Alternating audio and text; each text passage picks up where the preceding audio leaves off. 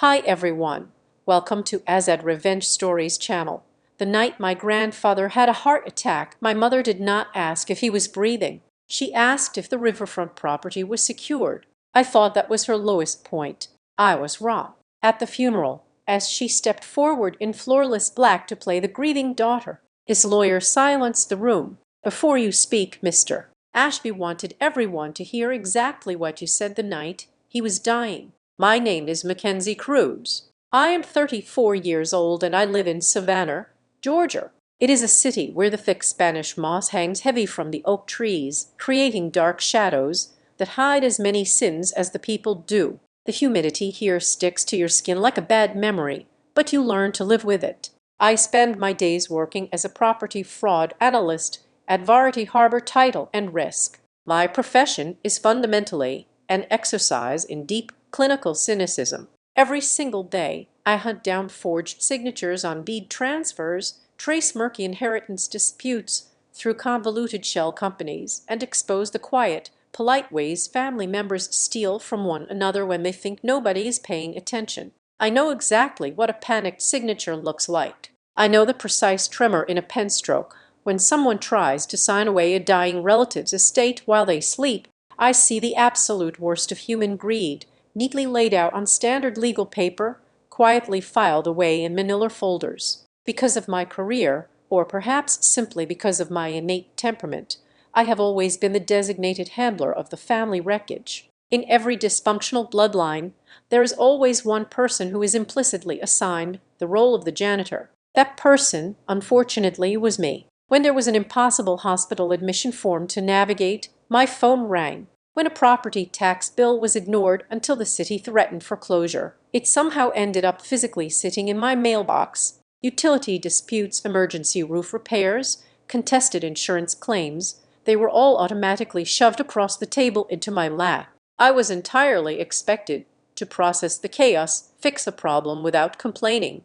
and quietly stepped back into the shadows until the very next crisis arose. No one ever thanked me for my time or my effort. They simply demanded it, treating my competence as if it were a limitless public utility designed solely for their personal convenience. The only person in my entire family who never treated me like a disposable asset was my grandfather, Walter Ashby. He was a man carved from a completely different era. He was quiet, intensely private, and weathered by a long lifetime of manual labor and quiet observation. He always smelled of salt water, old leather, and the damp, sweet earth of the Georgia low country. Walter owned a sizable cluster of riverfront properties that had been passed down through our family for generations. These were not just empty, forgotten lots. They were historic brick warehouses and old wooden docks, standing resolute against the constantly changing tides of the modern city. To the aggressive real estate developers currently flooding into Savannah,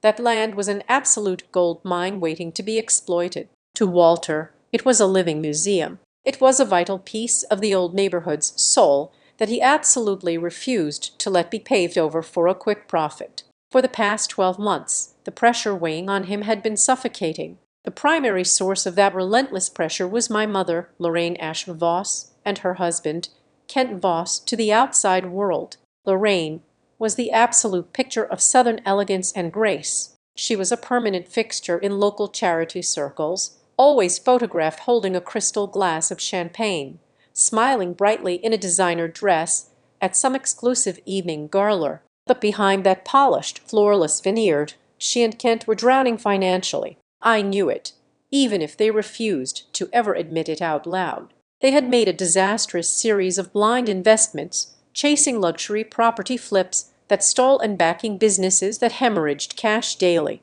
They were tightly trapped in a suffocating web of hidden debts, desperately trying to maintain a lavish lifestyle they could no longer legitimately afford. Their ultimate salvation, in their own minds, was Walter's riverfront property. For months on end, Lorraine and Kent had relentlessly badgered him to sign a massive commercial development deal. They had a slick rehearsed pitch ready to go at all times. They proposed to completely raze the historic brick warehouses and replace them with towering luxury condominiums and upscale retail spaces. They constantly brought in smooth-talking brokers spread glossy architectural renderings across his dining room table, and talked endlessly about the tens of millions of dollars awaiting them all once the ink finally dried. They deceitfully painted it as a massive favor to him, claiming it was a necessary way to rid him of the heavy burden of property management in his extreme old age. Walter sternly refused them every single time. He possessed a stubborn, unyielding integrity that deeply infuriated my mother. He did not care about the millions of dollars. He had a completely different, unwavering vision. He wanted to place the entire estate into a secure community trust, officially establishing a maritime apprenticeship program for the local youth of Savannah. He wanted to teach young kids how to work with their hands, how to properly navigate the coastal waters, how to build something lasting and meaningful. He wanted the property to permanently serve the people of the old neighborhood, not be ruthlessly carved up and sold off to out-of-state corporate speculators. The more he actively resisted their schemes, the more frantic and vicious Rain became. I started to notice a chilling, undeniable shift in the atmosphere of our weekly family gatherings. The change was somewhat subtle at first, poorly masked by forced smiles and polite, shallow inquiries about his general health. But very soon the mask began to aggressively slip off. Lorraine entirely stopped talking about my grandfather's physical well-being. She no longer bothered to ask if his joints were aching in the damp winter weather or if he was eating his meals properly. The phrase "taking care of Dad" completely vanished from her vocabulary. Instead, her language became calculating, incredibly cold, and strictly transactional. Every single conversation inevitably spiraled down to a single repetitive grievance. She only talked about finding the exact right time to finally complete the paperwork. She openly spoke of his stubbornness not as an endearing personality trait, but as a deliberate, malicious obstacle to her own financial survival. She looked at him not as a father entering the twilight of his life, but merely as a signature she desperately needed to extract by any means necessary. The air inside his old house grew heavy with unsaid, threatening ultimatums. Kit started arrogantly pacing the length of the property on weekends,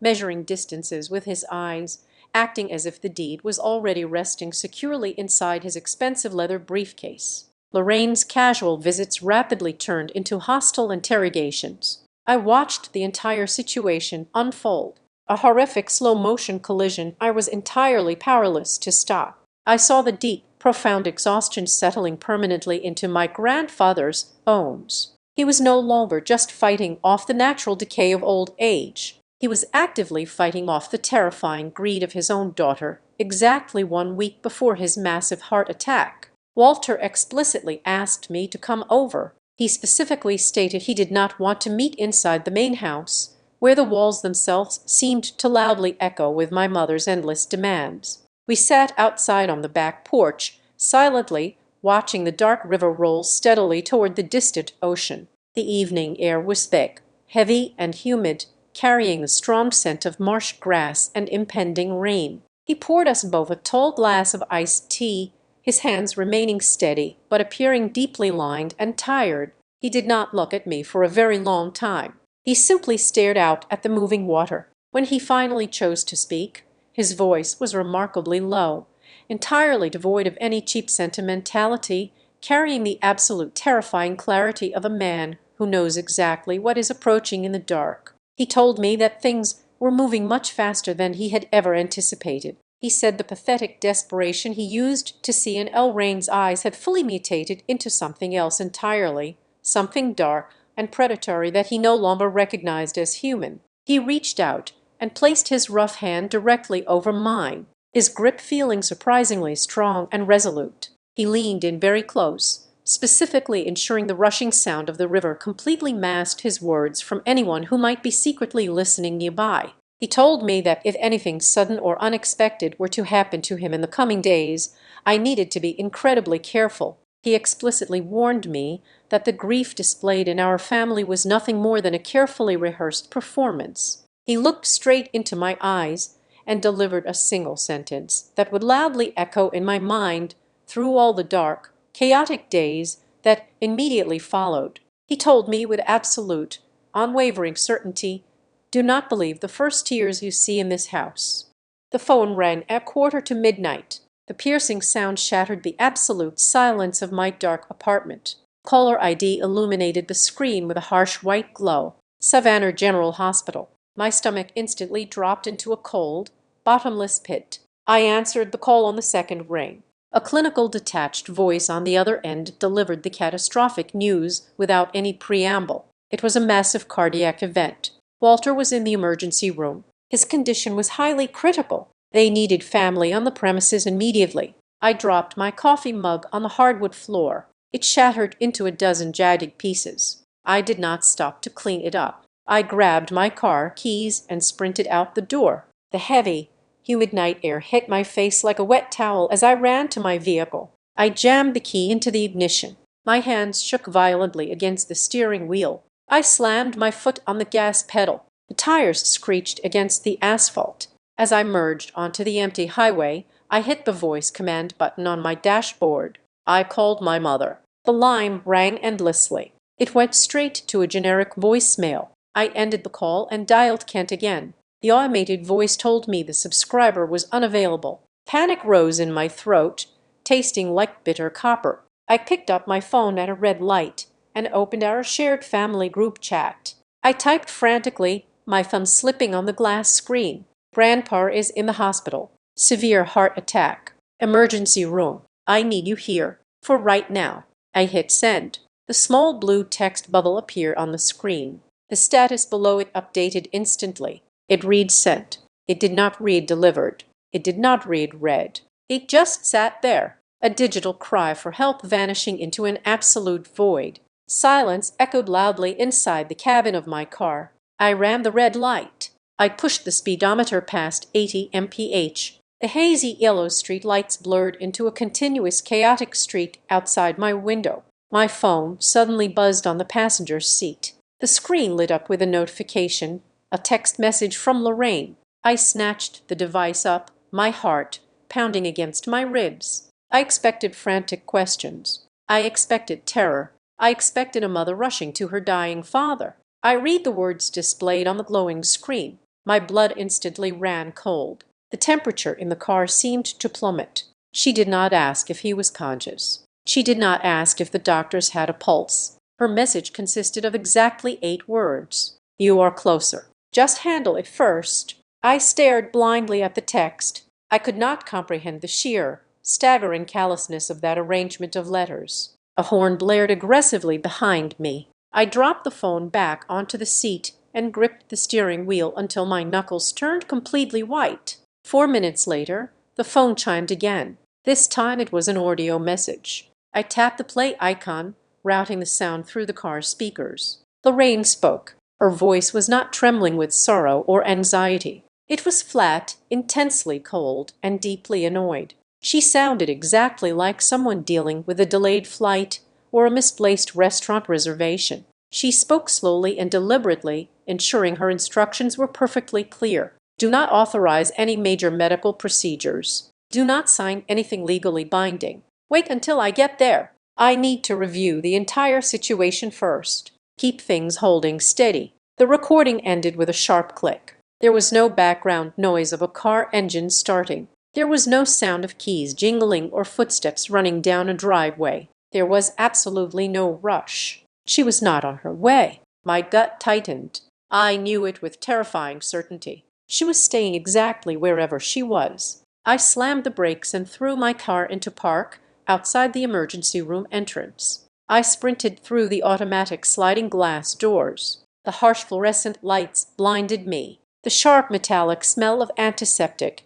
and old blood burned my nostrils. The emergency room was a scene of controlled, terrifying chaos. Nurses rushed past me, pushing rattling carts. Monitors beeped incessantly in every direction. I found the main intake desk. I gasped out his name. A doctor dressed in dark blue scrubs immediately approached me. His face was grim and exhausted. He spoke in rapid technical bursts: complete arterial blockage, severe catastrophic trauma to the heart muscle. They urgently needed consent for immediate invasive intervention. They needed the designated medical power of attorney. A breathless administrator shoved a heavy clipboard into my hands.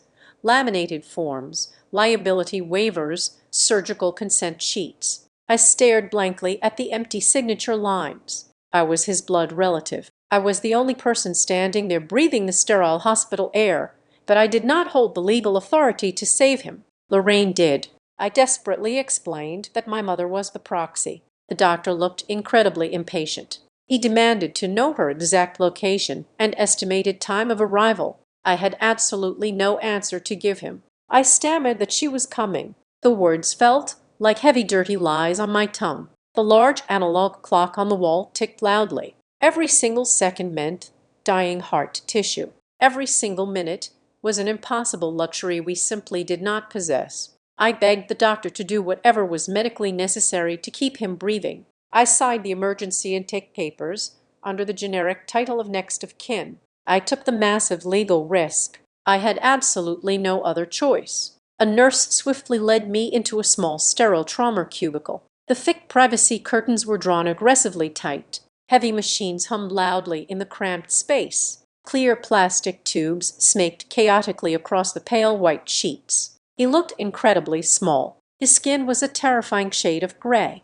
His chest barely moved with the mechanical assistance of the ventilator. I stood frozen by the side of the metal bed.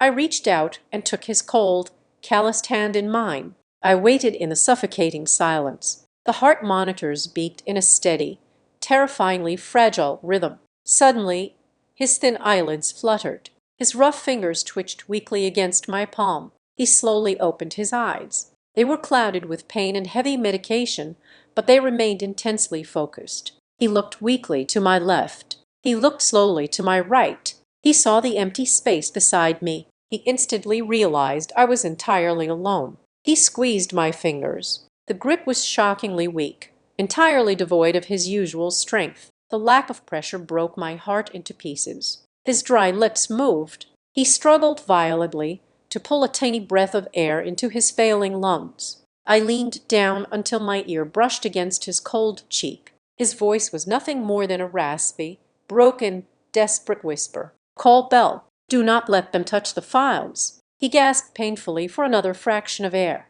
His eyes locked onto mine with a fierce, burning intensity that defied his dying body, protected. Then his eyes rolled back. The monitor beside his bed shrieked. A flat, continuous, high-pitched tone pierced the small room. Nurses flooded through the curtains instantly. They physically shoved me hard against the far wall. I stood paralyzed. I watched them climb onto the bed. I watched them start brutal chest compressions. The violent rhythmic thud of human hands slamming against his frail chest echoed endlessly inside my skull. They worked frantically on him for over 45 minutes. They shocked his chest. They pushed countless vials of adrenaline and medication into his veins. It was a brutal, violent, and utterly useless effort. The lead doctor finally stepped back, his shoulders slumping in defeat. He looked up at the digital clock on the wall. He called the official time of death. It was exactly 3:45 in the morning. A heavy, absolute, suffocating silence immediately fell over the trauma room. The machines were abruptly turned off. The sudden absence of sound was deafening. I walked slowly out into the main waiting area. The plastic chairs were entirely empty. A television mounted in the corner played a cheerful infomercial on mute. I sat down heavily. I felt completely hollowed out, as if my internal organs had been violently scraped away. I pulled out my phone. I desperately needed a momentary distraction from the crushing physical weight pressing down on my chest. I opened a social media application. I scrolled downward with a numb robotic motion. A photograph suddenly stopped my thumb cold. It had been posted by a prominent local real estate broker exactly 20 minutes ago. It was a high-resolution picture taken at a private, highly exclusive investor fundraiser hosted at the downtown country club. Right in the absolute center of the frame stood my mother. Lorraine was wearing a stunning custom-fitted black evening gown. She was holding a crystal martini glass. Her head was thrown back in a vibrant, open-mouthed, genuine laugh. Ket stood closely beside her, looking arrogant, incredibly smug, and deeply satisfied. The glowing caption below the image praised the amazing networking opportunities and the highly lucrative future of Savannah commercial property development. My lungs began to burn. The truth slammed into me with devastating force. She was not stuck in heavy traffic. She was not handling a sudden, unexpected crisis. She was not sitting somewhere paralyzed by uncontrollable grief. She was actively securing her own financial empire while her father's heart literally stopped beating in a freezing hospital room. The anger inside me did not explode outward. It crystallized instantly into something incredibly cold, deeply sharp, and permanent. I opened the family chat thread. I hit reply. I typed the words slowly, ensuring perfect accuracy. "He is gone. He died at 3:45. The notification sent immediately. I sat in the hard plastic chair and waited. I watched the glowing screen. 5 minutes passed. 10 minutes passed. Then the reply finally arrived. It was not an incoming phone call. It was not a voice breaking with sudden sorrow. It was a single line of text from my mother. It read exactly like a calculated corporate public relations directive. "Tomorrow we need to control how this story is told." I stared at those glowing letters under the harsh hospital lights. The final realization settled into my bones. She did not miss his death because of a tragic, unavoidable accident. She missed it because she made a deliberate, calculated choice. She actively chose her priority, and it was not him. I left the hospital parking lot as the first pale streaks of dawn began to bleed into the dark, humid sky. I did not drive to my own apartment. I steered my vehicle through the quiet, empty streets of the historic district, heading straight for the riverfront property. The tires crunched softly against the gravel driveway. The old Victorian structure loomed against the rising fog, a massive silhouette of dark brick and weathered wood. This was his sanctuary. It was the absolute command center where he kept every single survey map, property deed, tax record, and historical document pertaining to the estate. I unlocked the heavy oak door. The familiar scent of lemon polish, old paper, and stale tobacco greeted me, but the silence inside was profoundly different now. It felt absolute. It felt intensely final. I stepped into his ground floor study, my senses on high alert. I had fully expected to find the chaotic, messy remnants of a sudden medical emergency. I anticipated finding a knocked-over chair, scattered medical documents, or perhaps a half-empty glass of water left behind in a panicked rush. There was nothing of the sort. The room was unnervingly pristine. The heavy mahogany desk was cleared of all its usual clutter. The brass reading lamp was angled perfectly parallel to the edge of the wood. The leather armchair was pushed in tight. It was the deliberate, incredibly meticulous arrangement of a man who fully understood he was leaving his fortress and would never walk back through that door to defend it. Sitting dead center on the polished wood was a single, bow-rigid navy blue archival box. Next to it lay a small brass key attached to a faded manila tag. Tucked neatly beneath, the key was a piece of heavy cream-colored cardstock. I leaned over to read his jagged, incredibly familiar handwriting. The ink was dark and bold. The message was chillingly brief and devoid of any emotional comfort. "If it is you, take this to Elias Bell." A faint, rhythmic, blinking red light caught my attention from the upper corner of the towering bookshelf. It was the security system. I knew he had installed cameras several years ago to deter teenagers and vandals from trespassing near the rotting wooden docks, but the green indicator light on the network router beneath the desk showed massive active data transmission. I crouched down and checked the digital monitor hidden inside the bottom drawer. The system was not just recording grainy security video. It was actively capturing high-fidelity audio from multiple microphones hidden in the ceiling molding, and it was continuously syncing the massive encrypted files to a secure off-site private cloud server. A cold, sharp shiver ran down my spine. People making simple standard estate plans do not rig their private studies to function like an undercover law enforcement interrogation room. He was building an airtight, undeniable chain of evidence. He was actively anticipating a brutal legal war. A soft, hesitant knock at the heavy front door pulled me sharply from my racing thoughts. I walked down the hall and opened it to find Arthur Vance, the retired shipwright, who lived in the adjacent cottage down the lane. He wore a thick wool sweater against the morning chill and held a worn steel thermos in his callous hands. His weathered, deeply lined face was drawn tight with profound sorrow. He already knew the truth. Bad news travels faster than the coastal wind in this tight-knit neighborhood. He stepped heavily onto the porch and lowered his voice to a grave conspiratorial whisper. He told me he felt a deep moral obligation to share exactly what he had witnessed 3 days prior. He said a sleek black luxury sedan had aggressively parked, completely blocking the driveway. My mother had marched into the house, her heels clicking violently on the stone path. Arthur recounted hearing a vicious, screaming argument echoing clearly through the open parlor windows. He said the dispute focused specifically on signed addendums, expiring commercial development permits, and the immediate transfer of authority. While the shouting match raged uncontrollably inside the house, Kent was entirely focused outside on the muddy riverbank. Arthur watched him driving thick wooden surveyor stakes deep into the wet ground, arrogantly measuring the property lines with a digital laser level. He was pacing the entire perimeter with the entitled, arrogant swagger of a man who firmly believed he already held the multi-million-dollar title securely in his own hands. Arthur gave my shoulder a gentle, comforting squeeze and walked slowly back to his yard, his head bowed in respect. The exact moment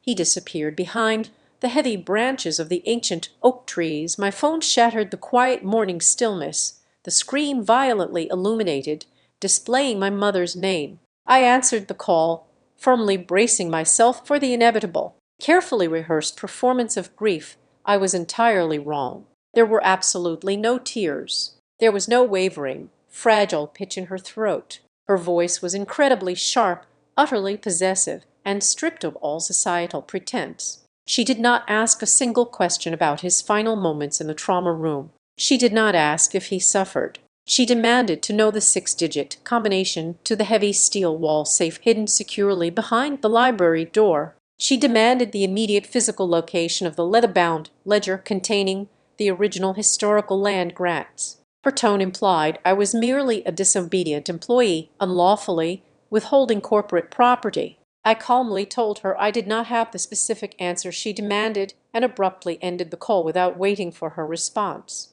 I moved swiftly. I grabbed the navy blue archival box, the brass key, and the handwritten note. I locked them securely inside the trunk of my car, throwing a heavy wool blanket over them for concealment. Barely 20 minutes later, tires screeched violently on the loose gravel outside the front window. The heavy front door swung open with aggressive force, hitting the wall stopper with a loud crack. Lorraine and Kent stepped into the dimly lit hallway. The stark contrast between her pristine designer black attire and the raw, brutal reality of the morning was intensely jarring. She did not walk over to embrace me. She did not offer a single word of comfort. She did not even ask what the attending hospital physician had officially listed as the cause of death. Her cold eyes darted frantically around the room, sweeping aggressively over the massive bookshelves, the locked metal filing cabinets, and the entirely empty mahogany desk. Kent immediately moved toward the back office, his heavy leather shoes echoing loudly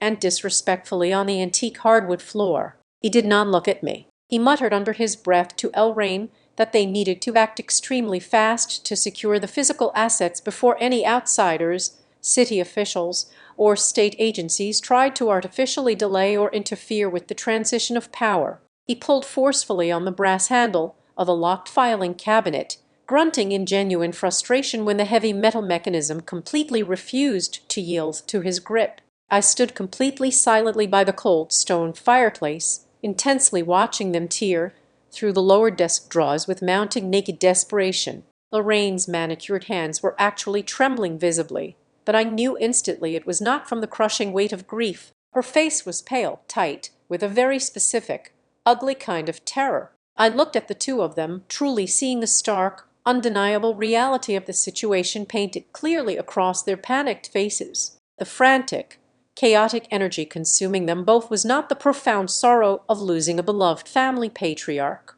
It was absolute sheer panic. They were profoundly terrified by the growing, horrifying realization that the quiet old man they had relentlessly underestimated might have finally outsmarted them. They were grieving undeniably, but they were entirely mourning the devastating possibility that he had successfully moved the massive fortune entirely out of their greedy reach before his damaged heart finally gave out in the dark. I left the riverfront estate behind me, leaving the two of them to tear through empty drawers and desperately hunt for ghosts. The heavy navy blue archival box sat securely on the passenger seat of my car, the small brass key resting quietly on top of it. I navigated the narrow cobblestone streets leading toward the financial district of Savannah. The morning fog was finally burning off, replaced by the relentless blinding glare of the southern sun reflecting off the tall glass facades of modern bank buildings. My destination, however, was not made of glass. Elias Bell operated his illegal practice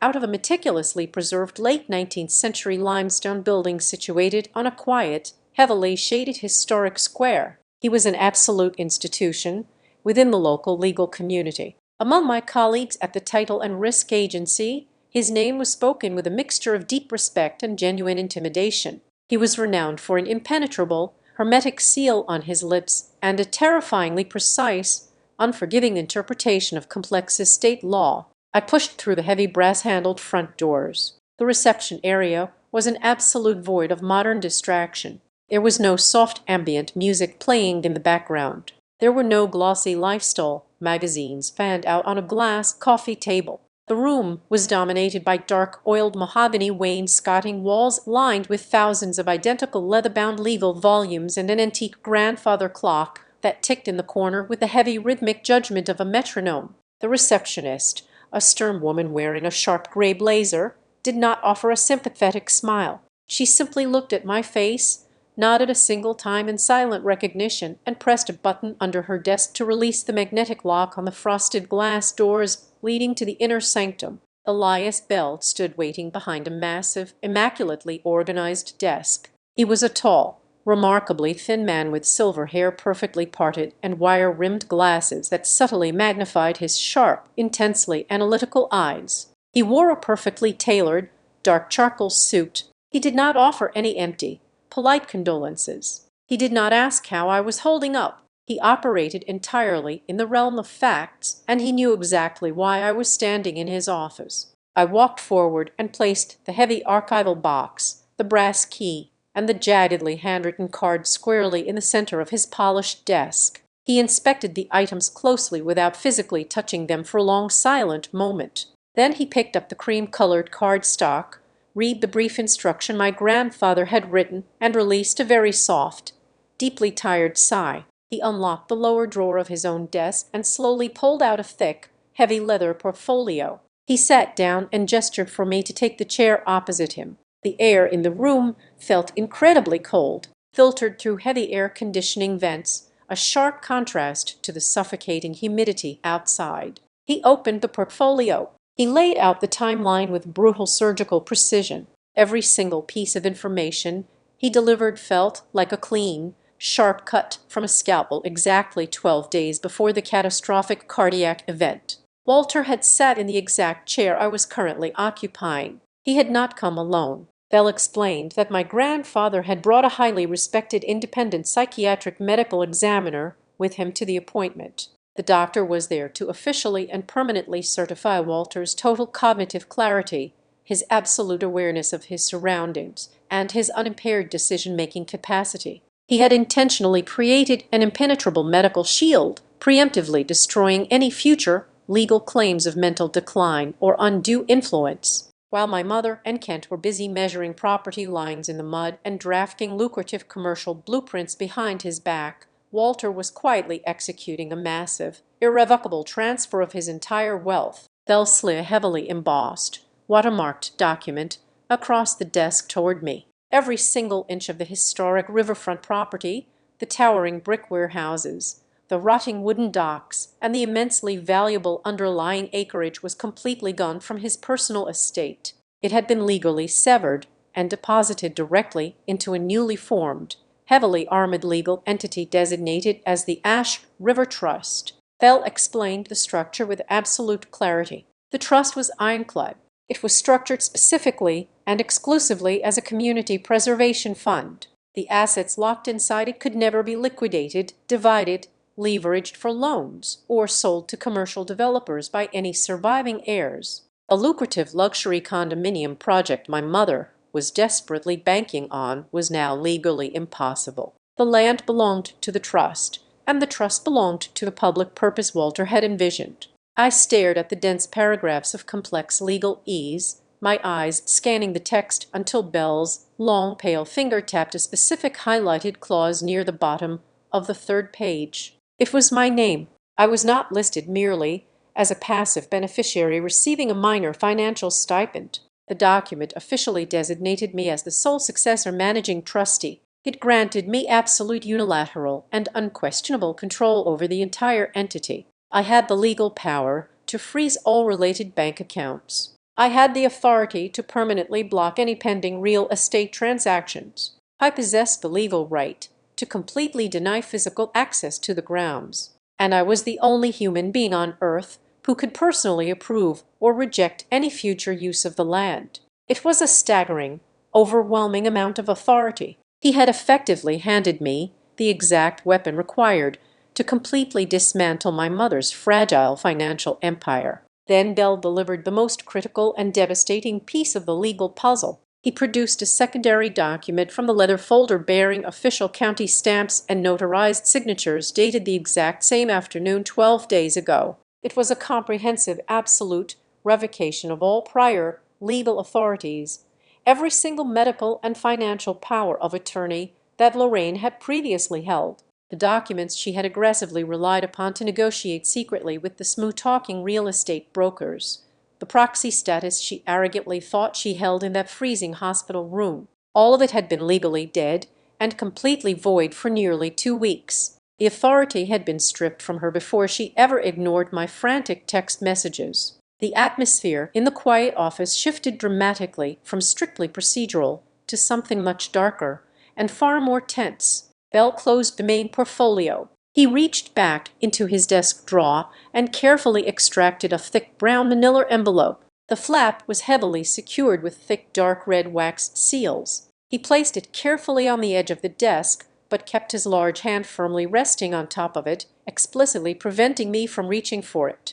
This, he explained in a very low, grave tone, was a separate, highly specific set of instructions pertaining exclusively to the upcoming memorial service. It was a strictly conditional directive. It was only to be opened and legally executed if my mother physically attended the funeral and actively attempted to position herself publicly as his grieving legally recognized representative. Bell leaned forward slightly, his eyes locking onto mine with an intense, unyielding gravity. He revealed that the sealed envelope contained a digital audio package. My mind immediately flashed back to the blinking red light on the network router hidden in his ground floor study, the secure off-site cloud servers, the hidden microphones. I felt a sudden sharp spike of adrenaline.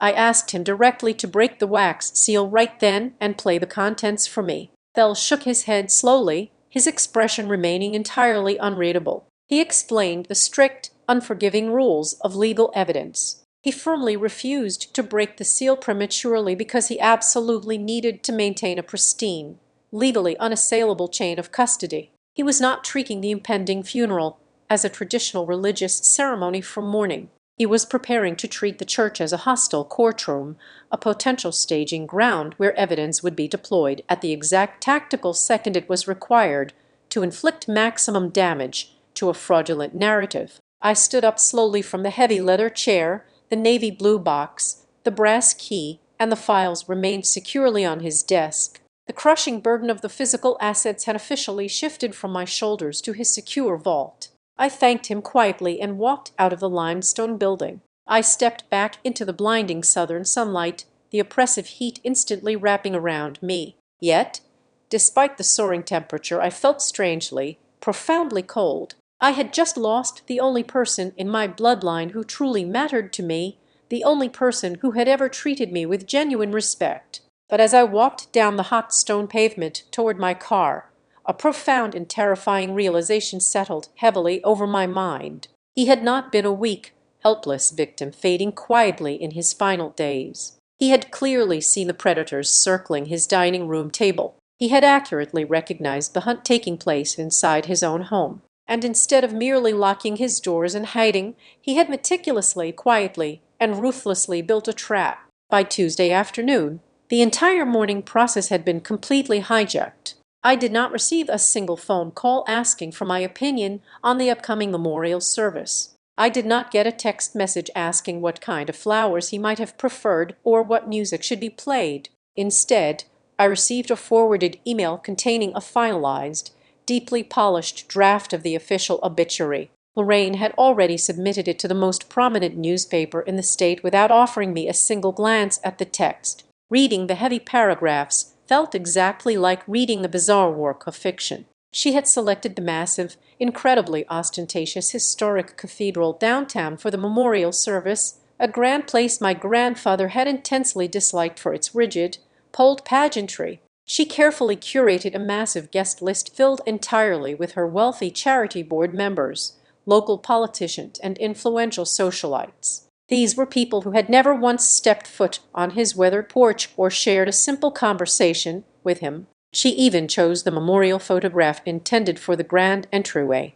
It was an image taken nearly 15 years ago at a mandatory holiday dinner, digitally cropped specifically to remove my presence from the frame entirely. The edited picture left only her standing closely beside him, projecting the absolute manufactured illusion of a devoted, unbreakable parental bond. The sheer audacity of her actions was suffocating. She was not planning a funeral to honor a quiet, honorable man. She was aggressively directing a theatrical production designed exclusively to elevate her own social standing and secure her victim narrative. The performance absolutely did not stop at the printed page. By Wednesday morning, her digital campaign launched with full force. She published an incredibly lengthy, meticulously worded essay across all of her public social media platforms. The narrative she spun for her followers was a masterpiece of dark, emotional manipulation. She painted herself vividly as the fiercely dedicated, utterly heartbroken daughter.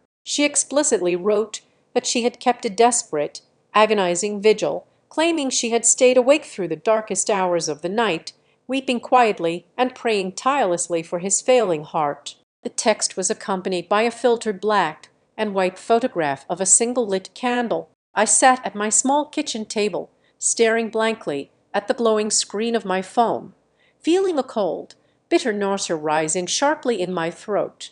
I knew the exact, undeniable truth. I knew exactly where she was standing in her expensive designer black dress, laughing openly with wealthy commercial investors while his chest was being brutally crushed by the frantic hands of emergency room nurses. Yet the comment section directly below her post was rapidly flooding with hundreds of messages from her wealthy peers praising her immense emotional strength, her profound familial devotion, and her beautiful soul. The false narrative was solidifying into accepted public fact with terrifying, unstoppable speed. While Lorraine secured the public spotlight and bathed in the artificial sympathy, Kent was busy executing a vicious, calculated whisper campaign entirely in the shadows. My personal phone began to ring sporadically with incoming calls from distant aunts, obscure cousins, and longtime family acquaintances. Their voices dripped with a heavily manufactured, cloying sympathy, but their carefully phrased questions were incredibly probing and deeply suspicious.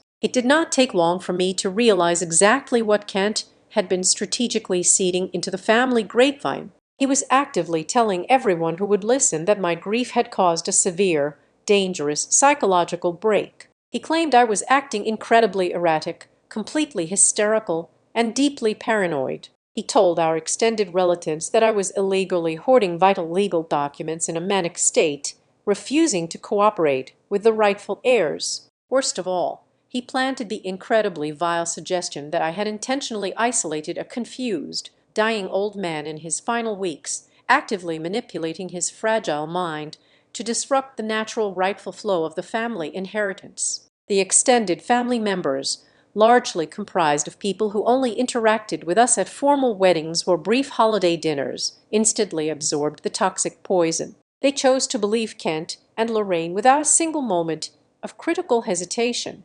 It was simply far easier for them to accept the familiar, polished facade of a respectable society woman dealing with a troubled, unstable younger daughter than to confront the ugly, terrifying reality of a financial predator wearing their own family name. The true depth of their cold premeditation was accidentally revealed to me late on Thursday afternoon. My phone vibrated heavily with an incoming call from an unrecognized out-of-state area code. I answered cautiously. The fast-talking voice on the other end belonged to a high-end commercial real estate broker, a man representing the massive corporate development firm my mother had been desperately courting for months. He offered a very brief, incredibly insincere condolence regarding my sudden loss before immediately pivoting to his true agenda. He spoke with the aggressive, entitled confidence of a man who firmly believed a highly lucrative deal was already finalized and safely in the bag. He casually assumed I was currently managing the minor administrative details,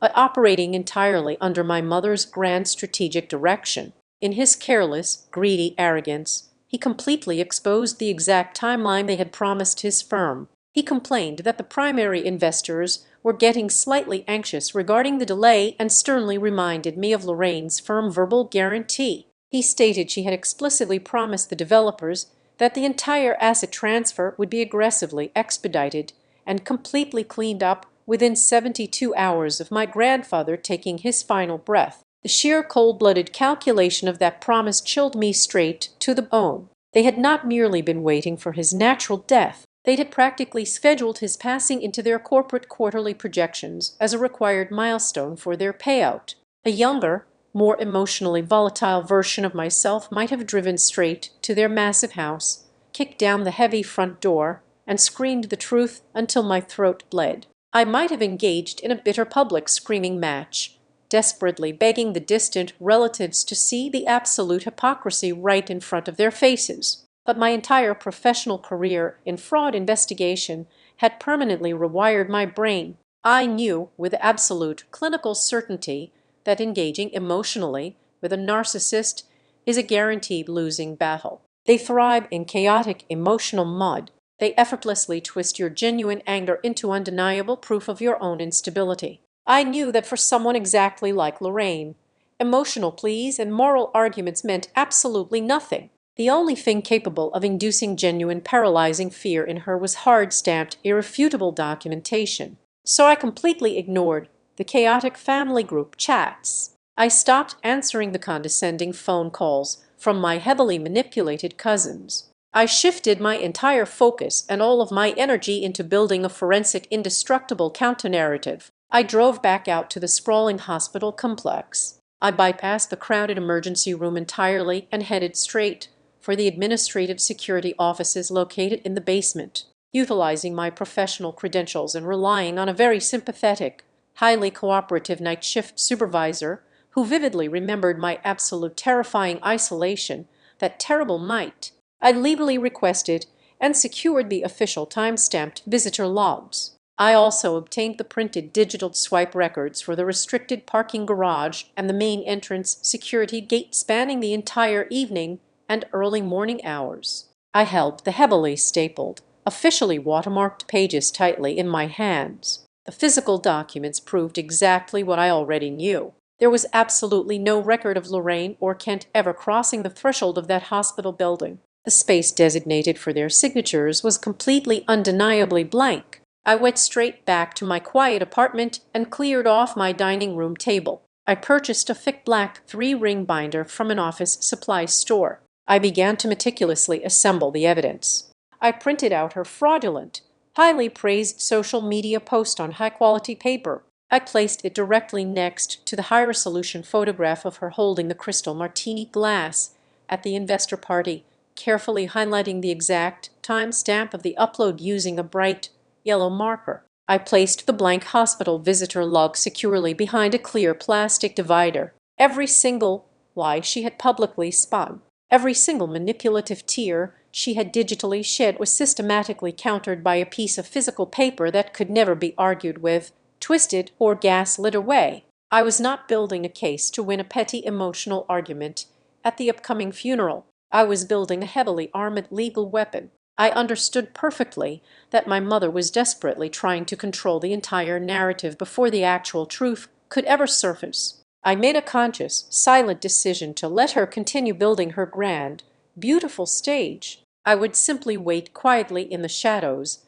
holding the heavy black binder, fully prepared to burn her entire theater directly to the ground when the curtain finally rose. The black three-ring binder sitting on my dining room table was no longer just a collection of hypocritical social media posts and empty hospital visitor logs. It had to become a comprehensive financial autopsy. For the next 3 days, I completely weaponized my professional expertise. At Varity Harbor, Title and Risk, my daily job involved peeling back the deceptive layers of corporate shell companies to find the actual human beings hiding the money. I knew exactly which state databases to query, how to track cross-collateralized property liens, and how to read the terrifying subtext buried deep within the covenant clauses of commercial lending agreements. I took a temporary leave of absence from my office, locked the door to my apartment, brewed a massive pot of black coffee, and began to aggressively dismantle my mother's floorless public facade brick by financial brick. The deeper I dug into the public records, the more suffocating the reality became. Lorraine and Kent were not merely experiencing a temporary cash flow problem. They were standing at the absolute epicenter of a catastrophic financial implosion. Through a dizzying, intentionally confusing network of 6 different limited liability companies, they had constructed a towering house of cards built entirely on high-interest debt. The bleeding wound at the center of their collapsing empire was a boutique hotel project located in the historic district. They had purchased it 2 years ago, loudly bragging to the local society columns that it would permanently elevate their family brand into the stratosphere of luxury hospitality. Instead, it had become a massive bottomless pit. Supply chain issues, endless permitting delays, and horrific mismanagement had bloated the renovation budget to nearly 3 times its original estimate. To keep the hotel project temporarily afloat, Kent had taken out a massive predatory bridge loan from a private equity group out of Miami. Bridge loans are designed to be temporary, high-velocity financial instruments. They carry punishing exorbitant interest rates often exceeding 20% because they are intended to be paid back within a matter of months once permanent financing is secured. But Lorraine and Kent had never secured that permanent financing. I pulled the recorded deed of trust and traced the maturity dates. The massive balloon payment for the bridge loan totaling over $8 million in principal and compounded interest was coming due in exactly 14 days. If they defaulted, the private equity firm would not just seize the half-finished boutique hotel. Because Kent had recklessly cross-collateralized the debt, the lenders would instantly trigger a devastating chain reaction of foreclosures that would wipe out their primary residence, their investment portfolios, and every single liquid asset they possessed. They were 14 days away from total humiliating public bankruptcy. The sprawling historic riverfront acreage owned by my grandfather was the absolute only asset on the entire eastern seaboard, valuable enough to satisfy their ravenous creditors and serve as fresh collateral for a new, larger loan. Suddenly, the relentless, suffocating pressure they had applied to Walter over the past year made perfect, horrifying sense. They did not view his property as a lucrative business opportunity anymore. They viewed it as a literal life raft. They needed his signature to survive, but my grandfather had refused to throw them the rope. I opened the navy blue archival box I had secured from his study and began meticulously sorting through the raw, unfiled paperwork stacked at the very bottom. Hidden beneath a pile of old property tax receipts, I found a crumpled, slightly torn manila folder containing a highly suspicious draft of a commercial transfer agreement. It was completely distinct from the legally sound documents Elias Bell had shown me. As a seasoned fraud analyst, I immediately recognized the crude, desperate mechanics of a fabricated document. I held the final page up to the harsh light of my desk lamp. The signature block containing Walter's name was completely wrong. The ink did not press naturally into the paper fibers. The slight natural tremor of his aging hand was entirely absent. The microscopic pixelation surrounding the cursive letters indicated it was a high-resolution photocopy meticulously cut from an older, entirely unrelated tax document pasted onto the new commercial agreement and run through a high-quality scanner to seamlessly flatten the image. Kent had been actively preparing a forged fail-safe. He was fully ready to artificially manufacture the consent they could not legitimately obtain. The sheer audacity of the forgery prompted me to search for the legal professionals they might have attempted to use. I cross-referenced the names of local public notaries against the date listed on the fraudulent draft. I found a match and immediately dialed the number for a retired notary named Sarah Jenkins, a woman who had handled routine real estate closings in Savannah for over 30 years. When I mentioned Walter's name in the specific week in question, her voice tightened with residual anxiety over the phone. She confirmed my darkest suspicions. She told me that Lorraine and Kent had aggressively brought Walter into her small office on a rainy Tuesday afternoon. They had physically placed the commercial transfer documents on the desk and handed him a pen. Sarah stated that Walter had looked her directly in the eye, placed the pen down, and stated clearly and unambiguously that he was operating under severe familial duress and absolutely refused to legitimize the transaction. Sarah had immediately halted the closing process and ordered them out of her office, threatening to call Adult Protective Services if they ever returned. The final devastating piece of the puzzle emerged from a printed stack of email correspondence Walter had quietly intercepted and stored in the back of the archival box. It was a forwarded thread between Lorraine and the lead acquisition director of the corporate development firm, eagerly waiting to bulldoze the riverfront. The corporate buyer was growing incredibly impatient with the endless delays. In her frantic, desperate response to appease them, my mother had typed a paragraph that made my blood run absolutely cold. She explicitly promised the director that, if they simply held the offer open until the end of the current financial quarter, the title would be completely cleared and legally transferred. Furthermore, the email clearly outlined a staggering seven-figure cash completion bonus payable directly to Lorraine's primary holding company. The exact moment the ink dried on the final sale, I sat back in my chair, the heavy silence of my apartment ringing loudly in my ears. I replayed the chaotic, terrifying events of the night Walter suffered his massive heart attack, filtering every single moment through the dark lens of this new financial reality. The chilling text message she had sent me while he was dying in the emergency room echoed in my mind. Just handle it first. Then came the cold, calculated voice memo explicitly instructing me not to agree to any major procedures and to strictly hold things steady until she arrived. The horrifying truth finally locked into place, completely shattering any lingering illusion of maternal incompetence or simple cowardice. She had not abandoned her father that night because she was afraid of hospitals or overwhelmed by the sudden trauma. She had stayed away because she was actively protecting a rigid, desperate financial timeline. If she authorized emergency invasive surgery and he slipped into a prolonged, heavily medicated coma, his legal capacity would be indefinitely suspended.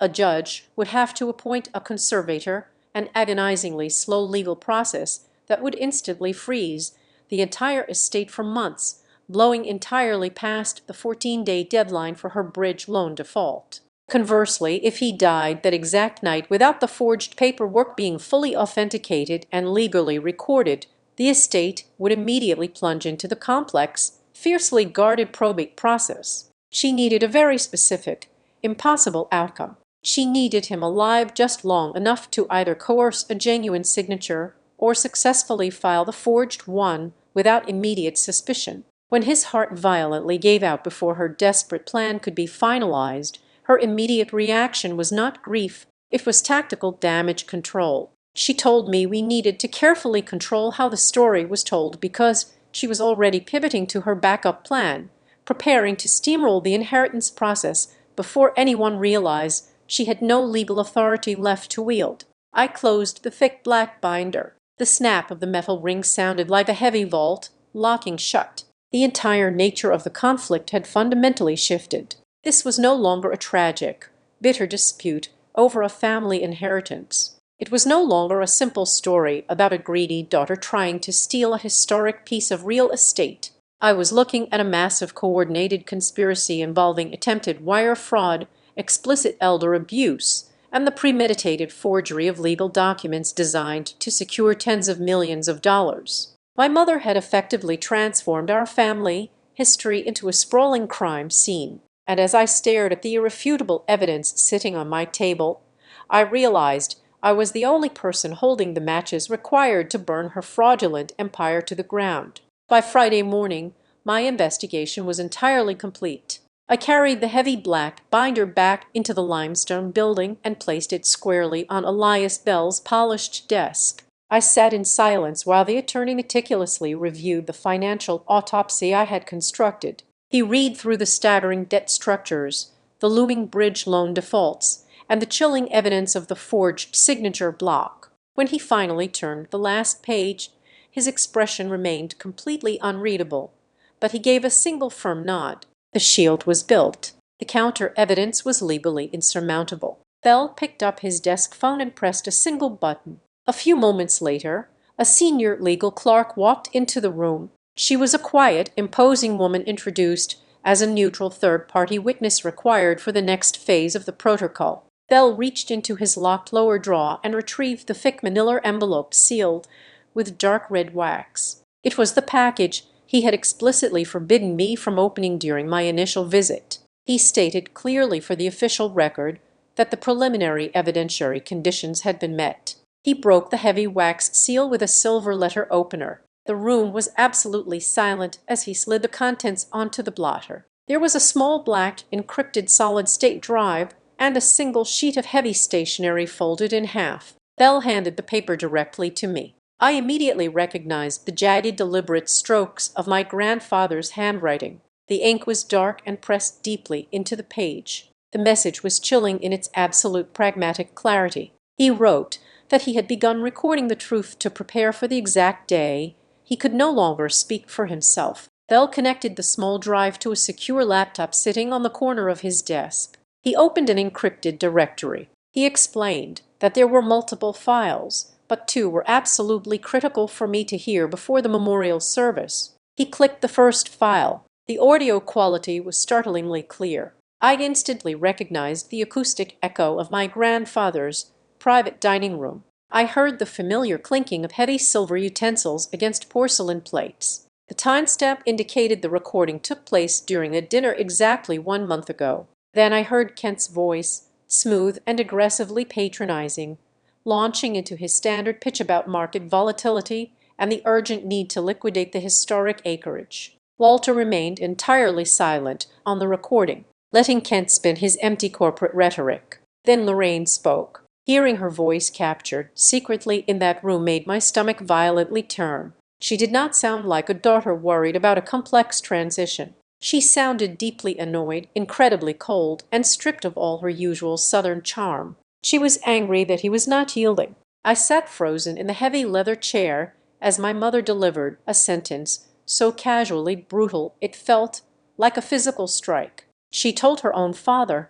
sitting right across the dinner table from her, that everything would be so much simpler if he just stopped dragging this out. She was tired of waiting for the inheritance. She was exhausted by his stubborn refusal to fade from the picture, seeing it only as another obstacle to her desperate financial deadlines. She practically pleaded for him to be out of the way so she could finally dig herself out from under her massive debts. I started to tremble. The physical reaction was completely involuntary. My hands shook so badly I had to grip the armrests of the chair to steady myself. A deep freezing chill settled permanently into my bones. The audio recording fundamentally changed my understanding of his final days. Walter did not die blindly. He did not pass away in a state of naive, elderly confusion, hoping his family loved him. He died in the terrifying absolute awareness that he was actively being hunted by his own flesh and blood. He sat across from his daughter,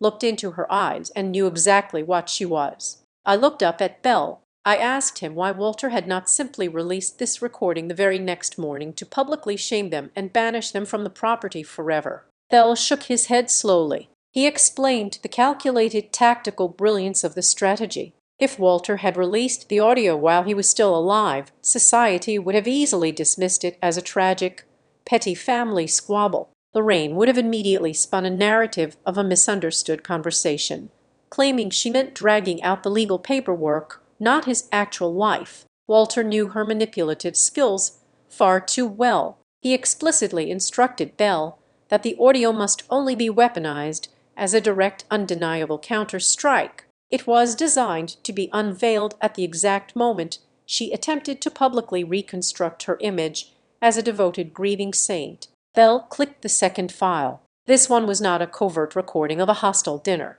It was a direct private message. My grandfather had sat alone in his study speaking directly into the microphone for me. His voice was incredibly weak, worn down by the failing heart that would soon kill him, but the underlying steel remained absolutely intact. He spoke my name. He told me he was deeply sorry for leaving me to navigate the wreckage alone, but then his tone shifted into a firm, unyielding command. He said I had spent my entire adult life acting as the designated shock absorber for the family. He told me I no longer had to be the cushion between genuine kindness and absolute greed. He ordered me to step out of the way and let them finally hit the concrete. The audio file ended, leaving a heavy, echoing silence in the law office. The neutral clerk quietly documented the playback in her legal ledger. Bell then pulled out the final formal page of the trust directive. It outlined a terrifying legally binding condition designed to permanently break Lorraine's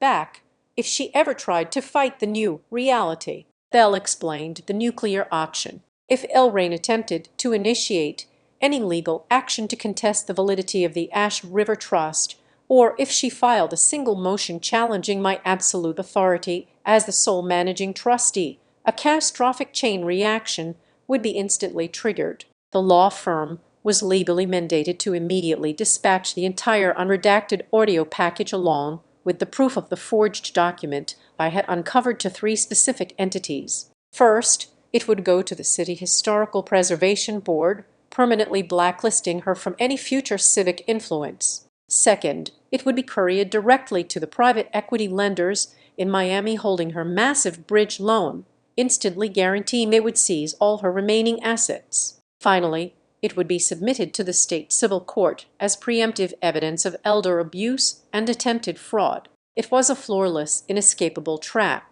If she tried to take the land, she would instantly detonate her entire life. I walked out of Elias Bell's office late that afternoon. The oppressive heat of the city felt entirely different now. It did not feel suffocating anymore. It felt like the heavy charged air right before a massive thunderstorm breaks. For my entire life, I had always desperately tried to protect my mother from her own worst impulses. I had constantly covered her tracks, paid the neglected bills, and maintained the fragile illusion of our family dignity. That obligation was completely gone. The audio recording of her cruel, impatient demand for his death had severed the final fraying thread of my loyalty. I made a silent, unbreakable vow as I unlocked my car door. I would no longer play the dutiful, quiet janitor. The memorial service was scheduled for the very next morning at the grand cathedral she had arrogantly chosen.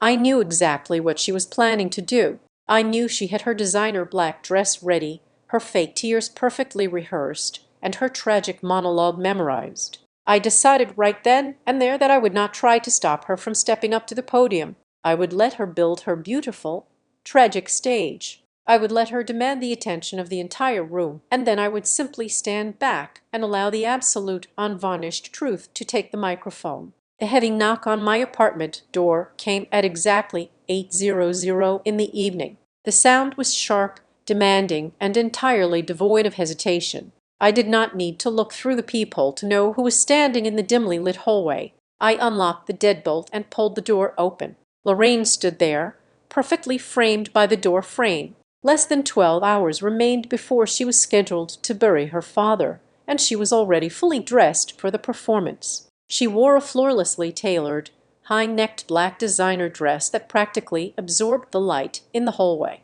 Her makeup was applied with a masterful, calculated restraint, designed specifically to make her look elegantly exhausted rather than genuinely devastated. She wore a mournful, heavy expression on her face, pulling her lips into a tight line of practiced sorrow, but her eyes completely betrayed her. They were completely dry, relentlessly sharp, and darting frantically over my shoulder. She was actively scanning my small living room, intensely searching the coffee table, the kitchen counter, and the corners of the room for any physical sign of the documents I possessed. She was hunting for the navy blue archival box. I did not invite her inside. She simply stepped forward, forcing me to take a step back, and walked right past me into the center of my living room. She clutched a small, expensive black leather handbag tightly against her stomach. For a long, suffocating moment, neither of us spoke. The silence in the apartment felt incredibly thick, charged with a dangerous electric tension. She slowly turned to face me, adopting a soft, intensely pleading tone. She started her rehearsed monologue by stating that this was a time for deep family healing. She said we absolutely could not afford to tear each other apart in front of the entire town tomorrow.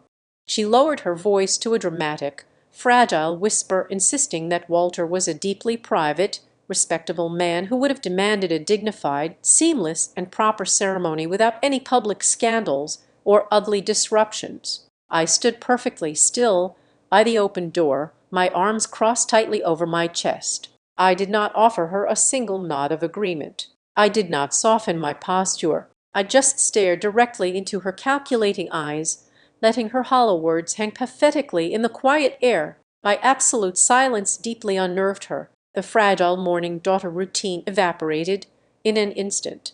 The soft, pleading lines around her mouth vanished, replaced by a rigid, desperate grimace. She realized instantly that appealing to my sense of familial duty was completely useless. So she executed a rapid, brutal pivot. She entirely abandoned the illusion of grief and shifted effortlessly into the cold, ruthless realm of corporate negotiation. She took a step closer to me, her voice dropping into a sharp conspiratorial register. She told me she knew I was holding up the transition. She told me she knew I had somehow convinced Elias Bell to temporarily freeze the property transfer. Then she made the offer. She promised to legally carve out a massive 20% share of the final commercial sale profits and transfer it directly into my personal bank account. She promised me nearly $2 million in clean, untraceable cash. The conditions of the bribe were incredibly simple and entirely sickening.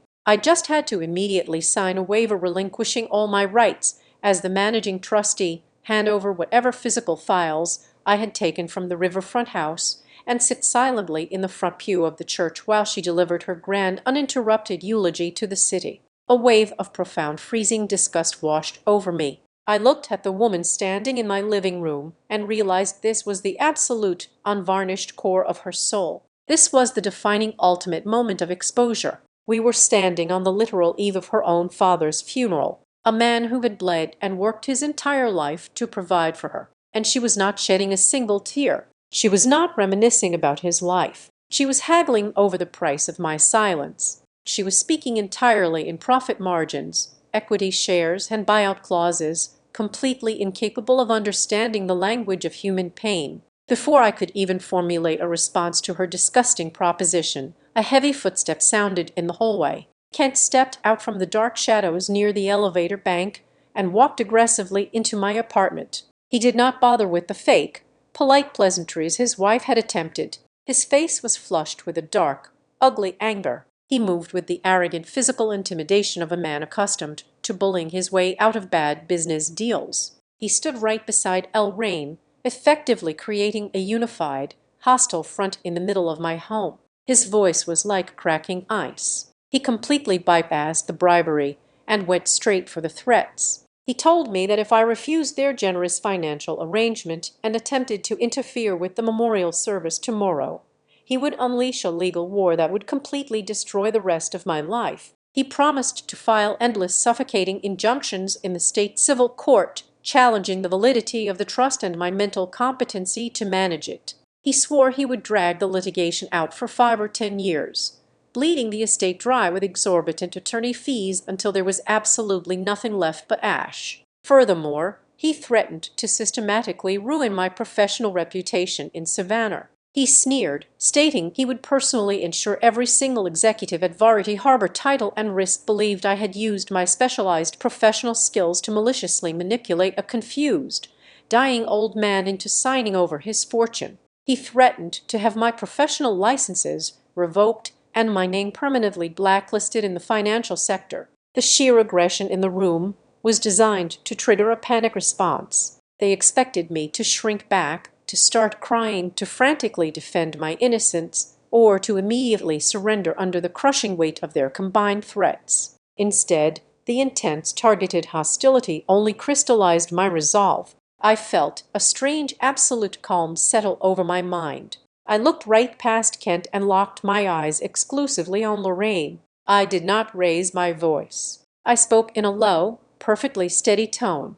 I told her I knew exactly what was coming due in 14 days. I told her I knew the exact principal amount of the bridge loans sitting in Miami. The effect was instantaneous and incredibly violent. The color completely drained from Lorraine's face, leaving her looking like a wax mannequin. Kent physically flinched, his arrogant posture collapsing inward. The realization that I had successfully tracked their hidden toxic debt completely shattered her carefully maintained control. She lost her temper in a spectacular, uncontrollable explosion of genuine panic. Her face twisted into a mask of pure ugly rage. She stepped forward, pointing a trembling finger directly at my face, her voice rising to a shrill, hysterical pitch. She screamed that I had absolutely no right to dig into her private affairs. She yelled that I was a bitter, jealous child who never understood the incredible, crushing pressures of maintaining their social standing. And then, in her blind, desperate fury, she completely lost control of her tongue. She spat out the single, most dangerous sentence she could have possibly uttered. I knew you would be at the hospital anyway. You always handle the dirty work for everyone else. The words hung in the air, echoing off the thin walls of my apartment. The silence that followed was incredibly heavy and absolutely absolute. Kent slowly turned his head to stare at his wife, a look of profound, sickening horror washing over his face. Even his arrogant, corrupted mind instantly recognized the catastrophic magnitude of what she had just accidentally confessed out loud. I did not scream at her. I did not slap her face. I did not engage in a bitter weeping argument about her maternal failures. I just stared at her, memorizing the exact look of terrified realization blooming slowly in her wide eyes as she finally registered the weight of her own words. She had just verbally confirmed her profound, calculated guilt. She had openly admitted that she actively chose to abandon her dying father, deliberately using my lifelong forced role as the family caretaker as a convenient disposable shield to protect her fraudulent timeline. I stepped backward and firmly grabbed the brass handle of my front door. I pulled it open as wide as it would go. I looked at the two of them and spoke only 4 words. Get out of here. Kent grabbed Lorraine tightly by the arm and practically dragged her out of the apartment.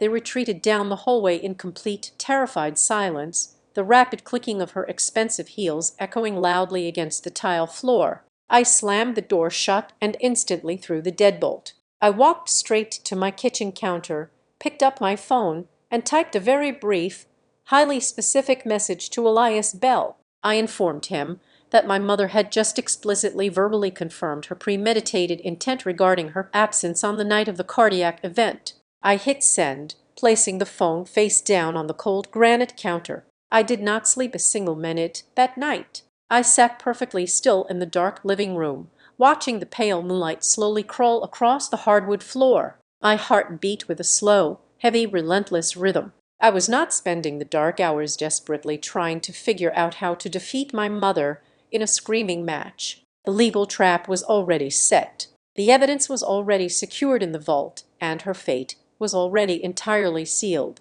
I spent the long, quiet hours meticulously preparing my own mind. I focused entirely on my breathing, hardening my nerves, and building an impenetrable emotional wall around my heart. I knew the explosion tomorrow morning would be utterly catastrophic. I just needed to ensure that when the entire cathedral simultaneously realized the horrifying truth of who Lorraine Ashe Voss truly was, I would not shed a single tear, and my hands would not tremble. The heavy wooden doors of the historic cathedral swung open at exactly 9:00 in the morning. The air inside was cool, damp and overwhelmingly thick with the cloying sweet scent of hundreds of white lilies arranged in massive, ostentatious displays near the altar. It was a spectacular, breathtaking venue characterized by towering stained glass windows and massive stone archways that naturally amplified every single whisper and shifting footstep. It was also a place my grandfather had actively despised,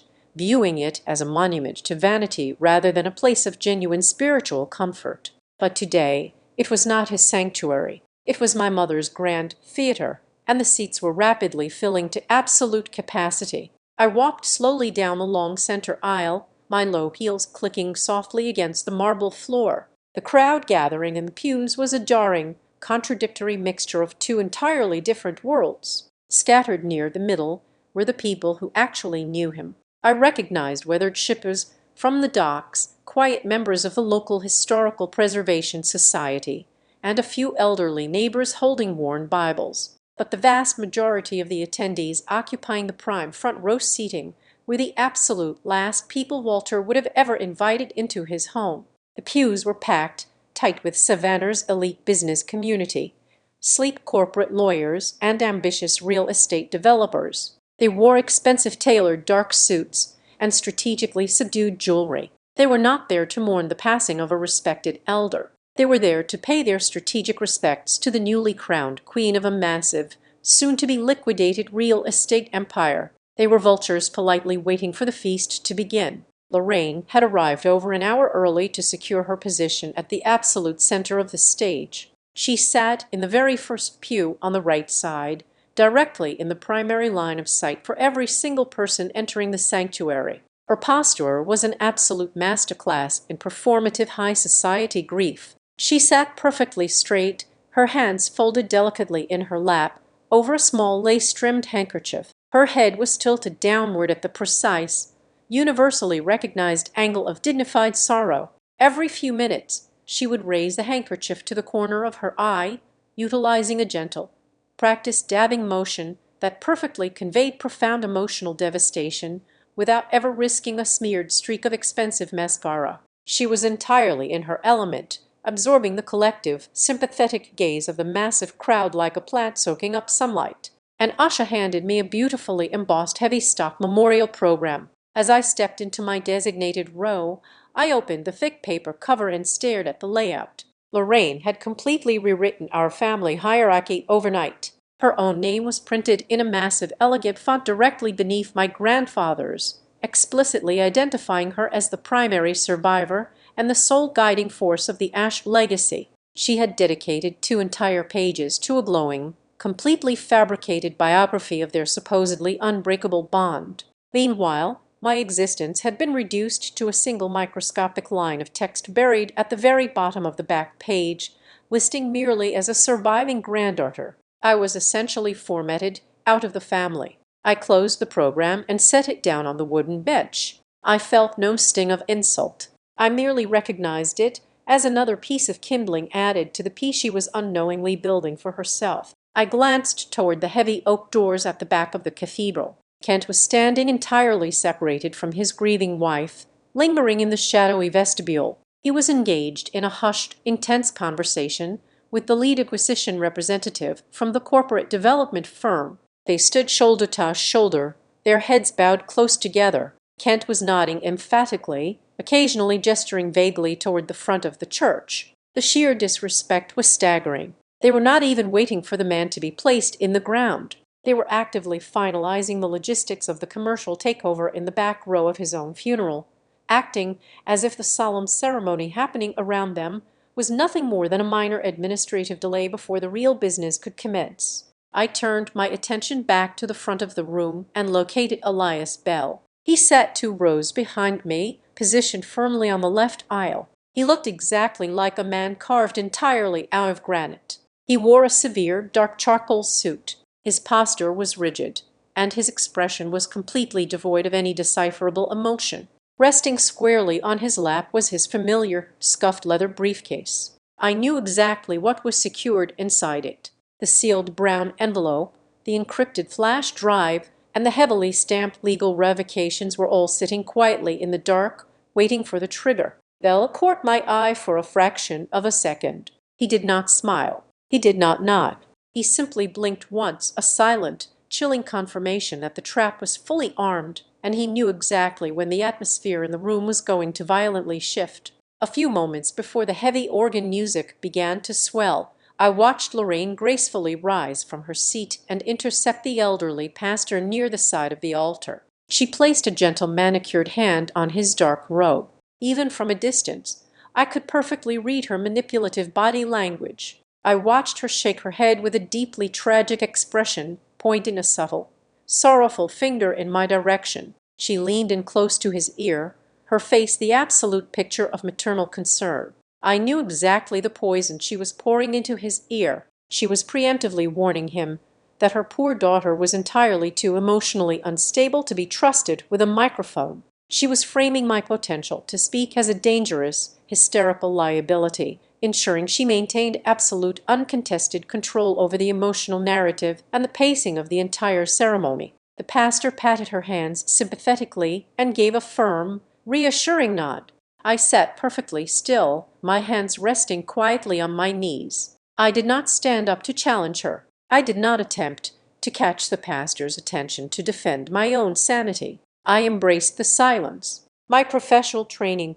and the terrifying revelations of the past week had taught me a profound lesson about dealing with apex predators. If you want to destroy a narcissist, you absolutely never interrupt them while they are building their own pedestal. You hand them all the bricks they demand. You let them climb as high as they possibly can. You let them look out over the crowd and genuinely believe they have conquered the entire world, because the higher they stand, the more devastating the impact will be when you finally pull the ground out from underneath them. I wanted her to feel completely, undeniably victorious. The heavy chords of the pipe organ finally echoed through the massive stone arches, signaling the official beginning of the service. The congregation fell into a deep, respectful silence. The pastor stepped up to the elevated wooden pulpit. The ceremony proceeded with a slow, agonizingly deliberate pace. There were readings from Scripture, a solemn hymn sung by a professional choir, and a lengthy generic homily about the virtues of a life well lived.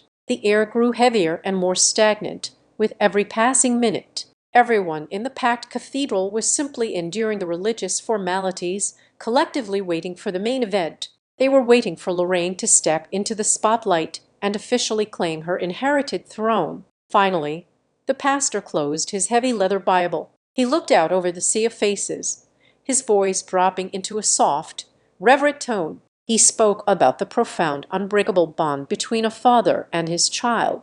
He then officially invited the beloved, devoted daughter of Walter Ashby to come forward and share her final heartfelt tribute with the gathered community. A low, anticipatory murmur rippled through the pews. Lorraine stood up slowly, executing a perfect, hesitant pause before stepping into the aisle. She smoothed the front of her designer dress, adjusted her posture to project a blend of immense strength and deep sorrow, and began her slow, highly scrutinized walk toward the elevated wooden podium. Every single eye in the massive cathedral was locked firmly onto her. She approached the steps leading to the altar, her face a mask of practiced tragedy. She reached the top step. She extended her hand, her manicured fingers gently grasping the polished wood of the pulpit. She took a deep theatrical breath, clearly preparing to deliver the first devastatingly emotional line of her rehearsed performance. In that exact razor-thin fraction of a second, before a single syllable could escape her lips,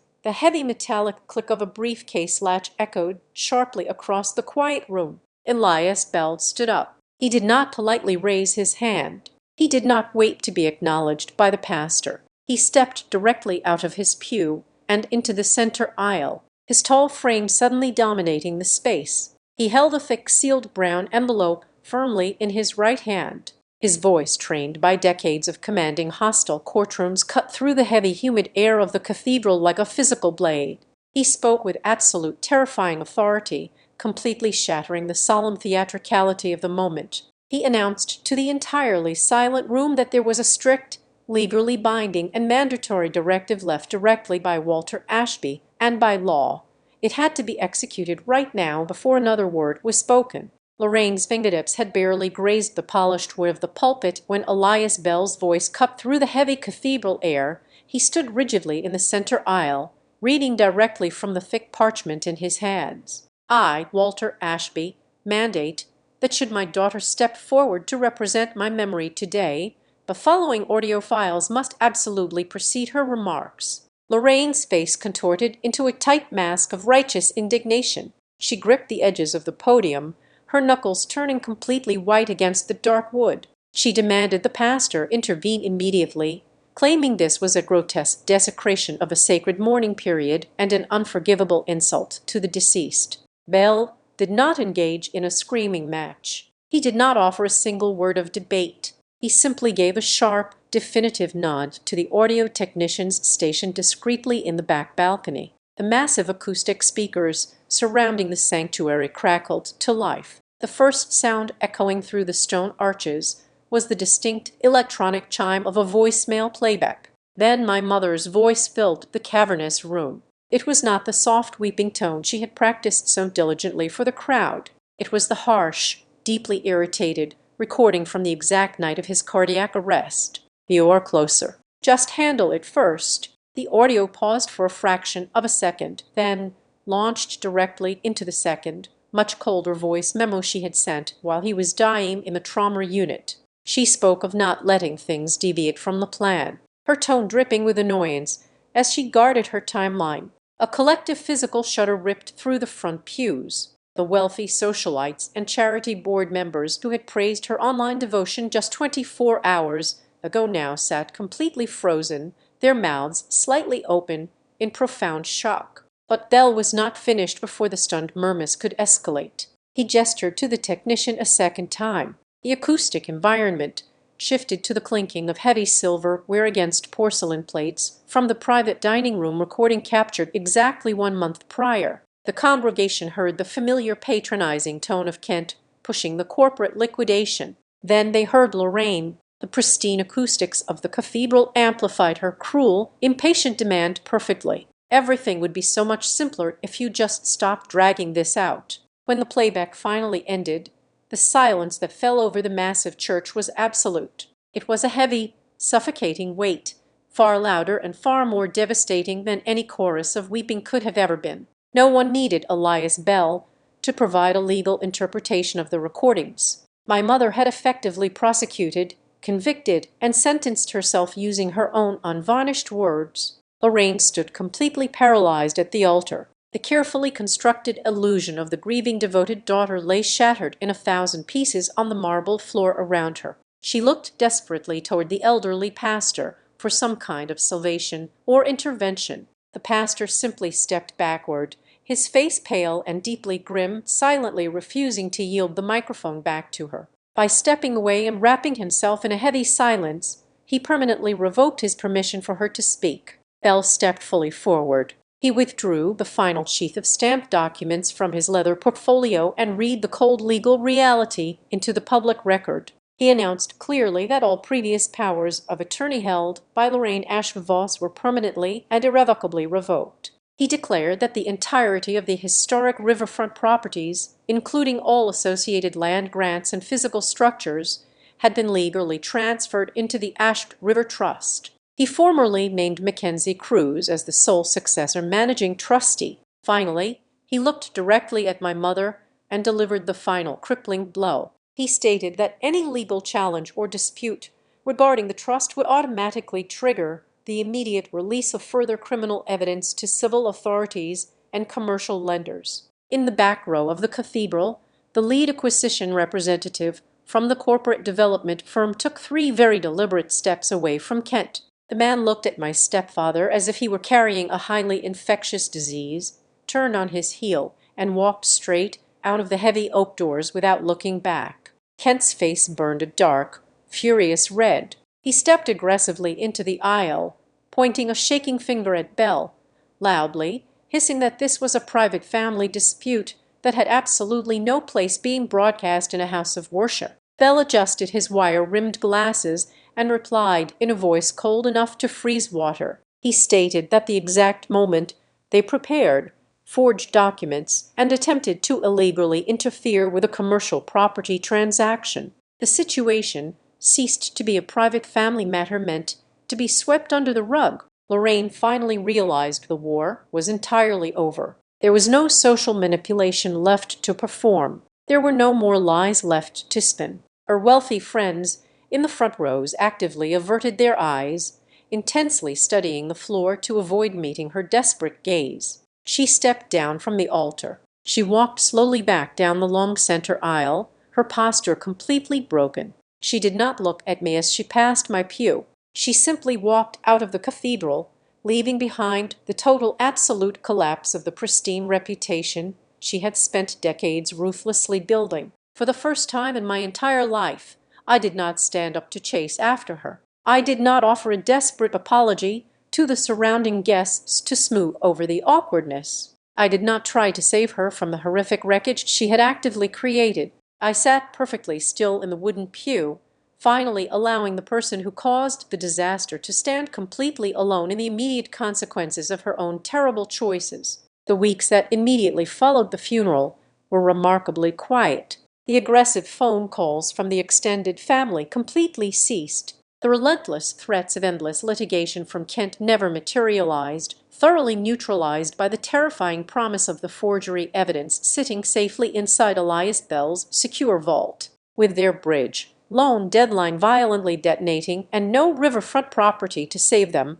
their financial empire quietly collapsed into bankruptcy exactly as my grandfather had predicted. I officially assumed my full role as the managing trustee of the estate. I spent my mornings walking through the damp historic brick warehouses on the riverfront, meticulously reviewing the architectural blueprints Walter had left behind. I began the long rewarding process of establishing the maritime apprenticeship program for the local youth of Savannah, ensuring his property would permanently serve the community exactly as he had envisioned, rather than feeding the greed of corporate developers. Standing on the rotting wooden docks one afternoon, feeling the warm southern breeze coming off the moving water, I realized the ultimate lesson he had left me. My victory did not come from publicly humiliating my mother in front of a crowded church. My true victory came from the profound realization that I was finally free. I had permanently stopped acting as a disposable life raft for people who were perfectly willing to watch me drown. Thank you so much for listening to my story today, and please leave a comment down below letting me know where in the world you are tuning in from so we can connect and share our thoughts together. If you enjoyed this, do not forget to subscribe to the Azad Revenge Stories channel, like the video, and support me even further by hitting that hype button so this story can be heard by even more people. Thanks to all.